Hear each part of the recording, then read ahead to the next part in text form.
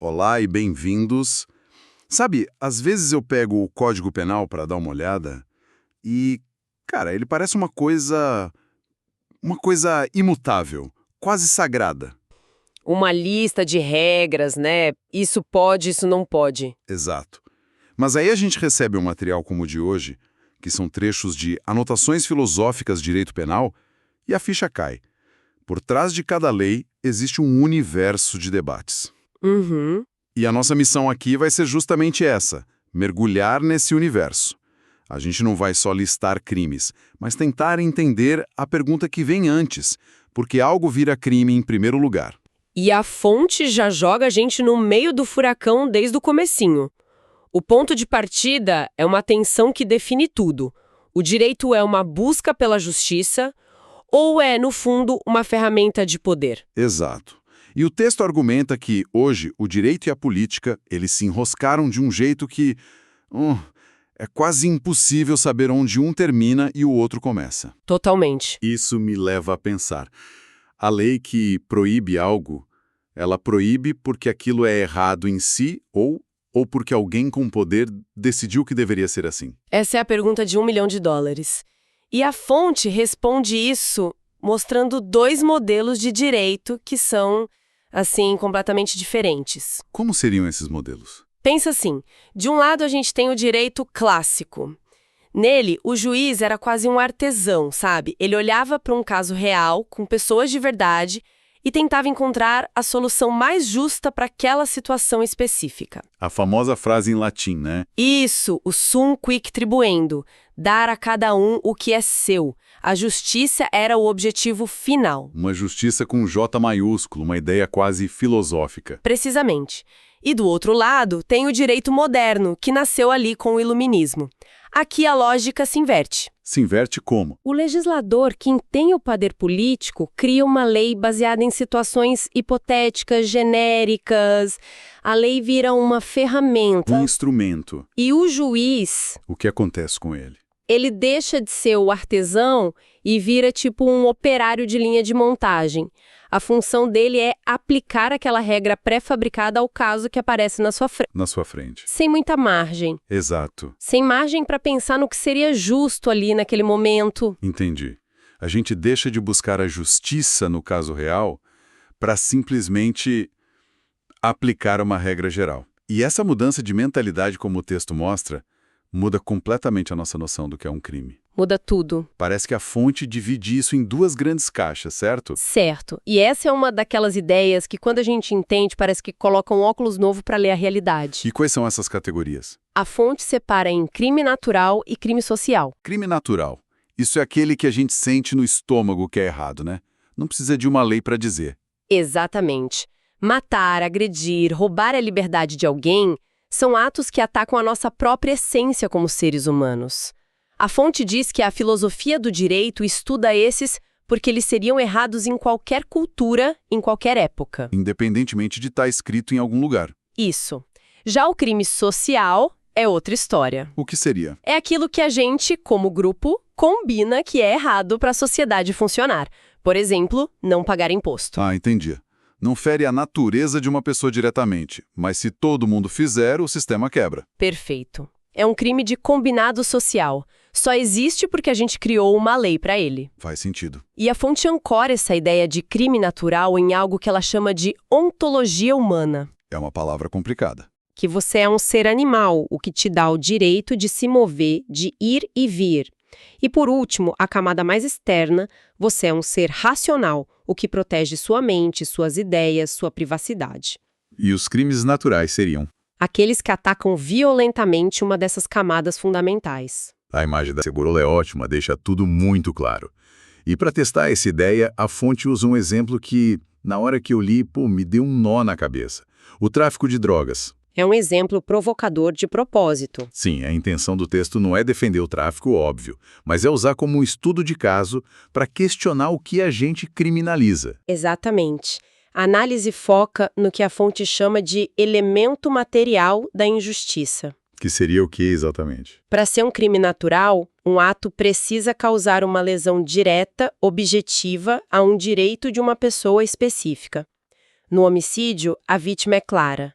No roubo, também. Certo. Mas no caso da venda de uma droga, a fonte pergunta: quem é a vítima imediata e concreta do ato de vender? A pessoa que compra faz isso por vontade própria? Certo. Entendi a provocação.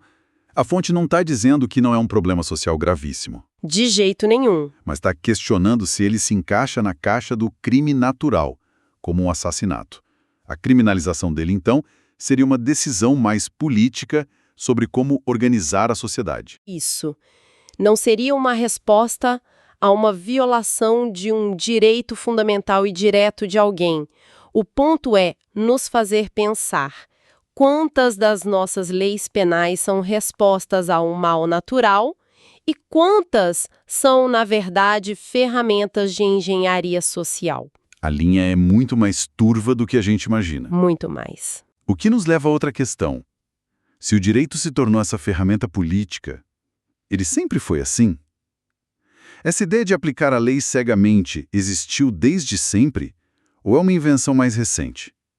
A fonte faz uma viagem histórica bem interessante sobre isso. Sim, é uma viagem que mostra como as coisas mudaram pra caramba. A fonte menciona a organização impressionante do direito romano, com obras como o Digesto.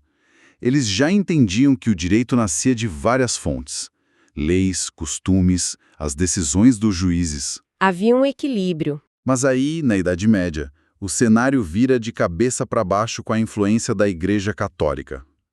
Crime e pecado viram quase a mesma coisa. E a busca pela verdade se torna uma busca pela confissão.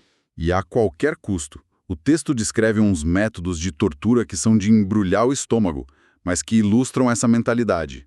Fala da língua caprina, Nossa! uma espápula de metal que prendia a língua. Fala do suplício do fogo e da estrapada, em que a pessoa era amarrada e içada violentamente. É brutal, mas mostra um sistema que não estava interessado na justiça do caso, e sim em obter uma confissão. Uma confissão que se encaixasse na visão de mundo deles. E essa mentalidade, de certa forma, sobreviveu de um jeito mais sofisticado. A fonte faz uma crítica muito forte à figura do julgador neutro do direito moderno. Espera aí, mas os juízes não deveriam ser neutros? Não é esse o objetivo? É o objetivo declarado. Mas a fonte argumenta que essa neutralidade muitas vezes é só uma máscara para indiferença. Como assim? O juiz moderno, focado em ser neutro, se distancia da realidade social, das histórias das pessoas. O foco dele não é mais a pessoa real, ali na frente dele, mas a premissa maior, que é a lei escrita. Ele se preocupa mais com a regra do que com a pessoa? Exato. É uma neutralidade que pode levar a uma injustiça enorme. Isso é uma inversão completa de valores. Mas se o juiz moderno está só aplicando a lei que já existe, de onde essa lei vem, afinal? Quem decide qual é a premissa maior? Isso me parece o ponto central da crítica que o material faz. Exatamente. E aqui a fonte propõe outra inversão de lógica. Ela defende que, na visão clássica, a justiça era como um trabalho de alfaiate. Um alfaiate. Sim, você pegava o tecido, que é o caso real, com todas as suas particularidades, e costurava uma solução justa, sob medida para ele. A lei, a decisão, era o resultado desse processo. O caso concreto era o ponto de partida. Era a matéria-prima. Hoje, na visão moderna que o texto critica, é o contrário. O Estado te entrega um terno de tamanho único, a lei, e o juiz tem a tarefa de fazer o caso caber dentro dele. Não importa se ficar apertado, largo ou torto. Exatamente. O foco mudou da pessoa para a regra, e quem faz a regra? Quem tem o poder. Por isso, a fonte conclui de forma bem dura que, nesse modelo, a justiça é a vontade do mais forte. Caramba, a analogia do alfaiate e do terno de tamanho único é perfeita. Deixa a crítica muito clara. Então, nesse sistema moderno, que parece tão propenso a ser só um jogo de poder, existem pelo menos alguns princípios, algumas travas de segurança para impedir que ele saia totalmente dos trilhos? Existem, e a Sons te dedica um bom tempo a explicar esses pilares. Um dos mais importantes, que é quase um farol no meio dessa discussão, é o princípio da lesividade. Lesividade. A ideia é muito direta, mas as consequências são enormes. O direito penal só pode se meter na sua vida se a sua conduta prejudica outra pessoa. Ponto. Parece óbvio, mas se a gente pensar bem, nem sempre é. Não mesmo. E o texto detalha isso em 4 funções. Primeira, o Estado não pode te punir pelos seus pensamentos. O que acontece dentro da sua cabeça é só seu. Ok. Segunda, ele não pode te punir por condutas que só afetam você mesmo, como uma autolesão. Terceira, não pode te punir por quem você é.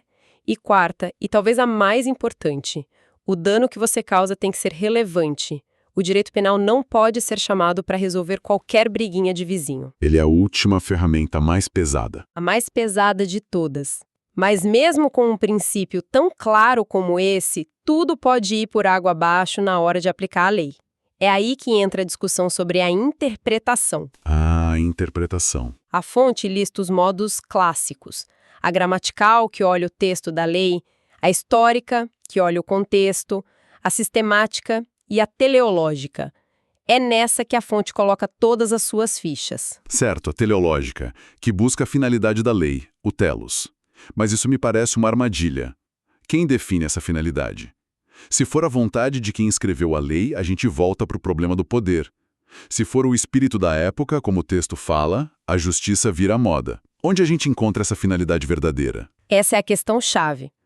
E a resposta da fonte é direta. A finalidade última de qualquer lei penal não pode ser outra senão a justiça, com J maiúsculo. Não a vontade do político, não a opinião pública. Não, a justiça. O argumento é que uma lei pode ter um texto lindo, parecer perfeita no papel, mas se tornar uma ferramenta de profunda injustiça quando aplicada a um caso concreto. A uma vida real. A interpretação teleológica, para o autor, é o dever do juiz de se perguntar: a aplicação desta regra, nesta situação, para esta pessoa produz um resultado justo? Se a resposta for não, algo está errado. Então o juiz teria o dever de buscar a justiça, mesmo que isso signifique ir contra uma aplicação cega da lei? Exatamente. É uma responsabilidade imensa. E é por isso que a fonte também fala da analogia. Ela explica que no direito penal, você só pode usar uma analogia se for para beneficiar o réu. O tal do ius in bonum partem. Isso. Você nunca pode criar um crime ou aumentar uma pena por analogia, porque isso seria o juiz agindo como legislador. Então, no fim das contas, a grande provocação que a fonte nos deixa é um paradoxo. A lei, que deveria ser nossa maior ferramenta para alcançar a justiça, pode se tornar o oposto. Uma arma de poder.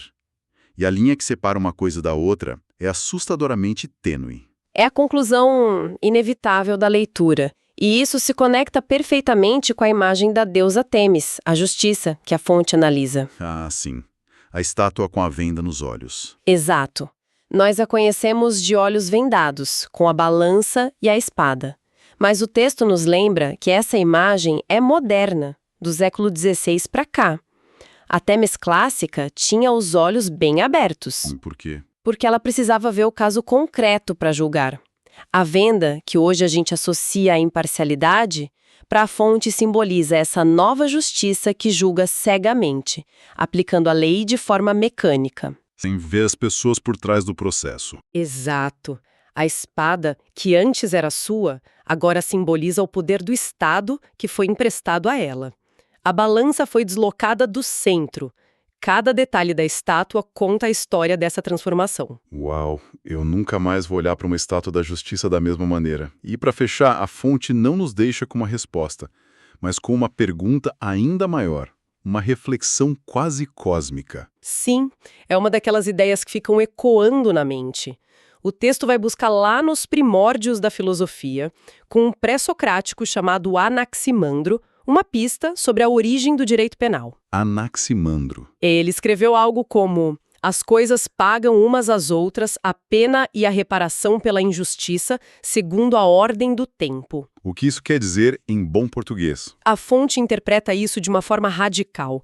E se a ideia de crime e castigo, de injustiça e reparação não for uma invenção humana? Como assim? E se for um princípio fundamental do universo?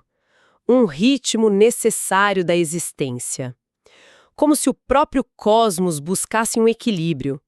e a injustiça fosse uma quebra nesse equilíbrio que exige uma compensação. A punição não seria uma invenção nossa, mas uma intuição de uma lei cósmica. Isso é vertiginoso. Quer dizer que nossos tribunais, nossas leis, seriam só uma tentativa de imitar algo muito maior? Essa é a provocação final.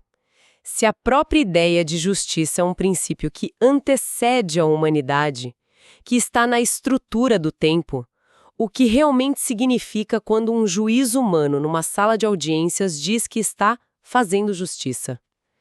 Será que a gente está apenas tentando, de forma muito imperfeita e limitada, sintonizar com uma ordem que nos transcende completamente? Fica a reflexão.